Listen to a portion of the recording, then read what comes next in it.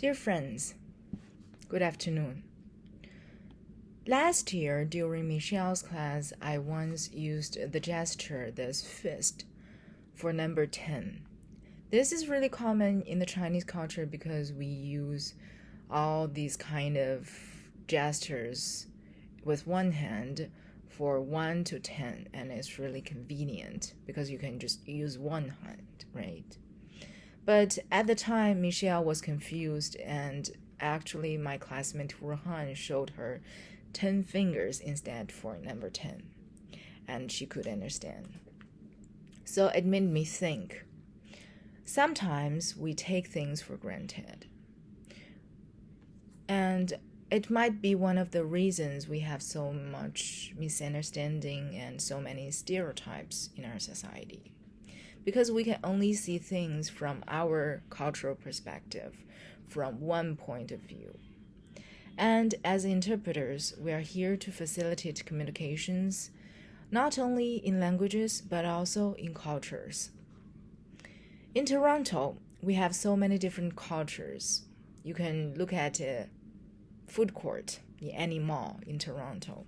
You will find all kinds of foods, from sushi to Chinese food, the General Tso's chicken, from shawarma to kebab to taco, and of course in Canada you will find poutine and Tim Hortons.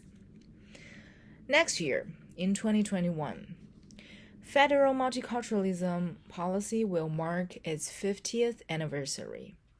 And if you have gone through all of the speeches of MCI, you have probably heard Andrew talking about the Royal Commission on Bilingualism and Biculturalism and the Quiet Revolution, things like this. And actually, the Canadian Multiculturalism Act I'm going to talk about today is related to these movements and acts. 2 weeks ago, we celebrated Canada Day, and actually before that, 3 weeks ago, on June the 27th, it was the Canadian Multiculturalism Day. This is a day marked to celebrate and reflect upon the wealth of diversity and how it enriches the society. On this day, the Minister of Diversity and Inclusion and Youth says in a statement, "Our diversity has shaped our society and our way of life. People from around the world have come to Canada.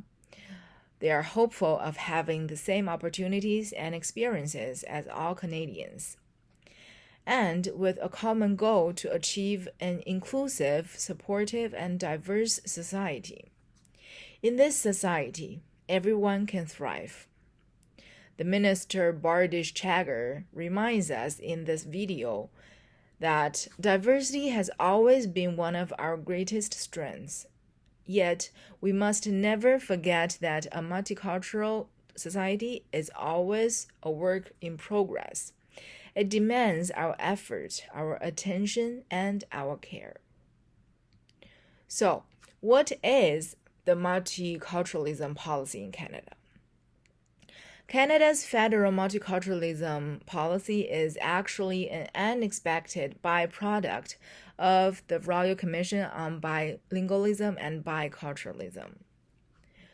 At the beginning, multiculturalism was intended as a policy solution to manage both rising Francophone nationalism, particularly in Quebec, and increasing cultural diversity across the country. And actually, Canada was the first country in the world to adopt a multiculturalism policy. So now let's look at the Canadian Multiculturalism Act. In this act, it affirms the policy of the Government of Canada to ensure that every Canadian receives equal treatment by the government, and the government respects and celebrates diversity. In this act, it also recognizes Canada's multicultural heritage and that this heritage must be protected. If you have been to a conference at Glendon, you would have heard about the announcement, these heritage protection announcement before every conference about the Aboriginal heritage and its protection. Also in this act, it recognizes Aboriginal rights. English and French remain as the only official languages, but that other languages may be used. Still, in this act, equality rights, regardless of race, religions, are recognized. Minorities' rights to enjoy their cultures are also recognized. Of course, there are many critics and champions of multiculturalism in Canada. On the one hand, some critics would say, actually an author argued that the policy undermined Canada's bicultural nature. So it undermined the Canadian identity. The author insisted that the encouragement of ethnic differences led immigrants to adopt a mentality which is called a psychology of separation. In this mentality, it creates distinct communities and prevents newcomers from becoming fully part of the mainstream culture. He suggested that this threatened the Canadian unity and cohesion. But how do you define the mainstream culture, right? Also, there are some champions of multiculturalism in Canada. Actually, another author presented evidence that multiculturalism did not decrease the rate of immigrant integration. He used data on naturalization rates for immigrants, levels of political participation among ethnic groups, rates at which new Canadians can speak an official language, and rates of intermarriage. And this author argued that the multiculturalism policy has actually worked. And there is no evidence that multiculturalism has promoted ethnic separateness. So we are still seeing a lot of debates like this, and such debates have persisted into the 21st century.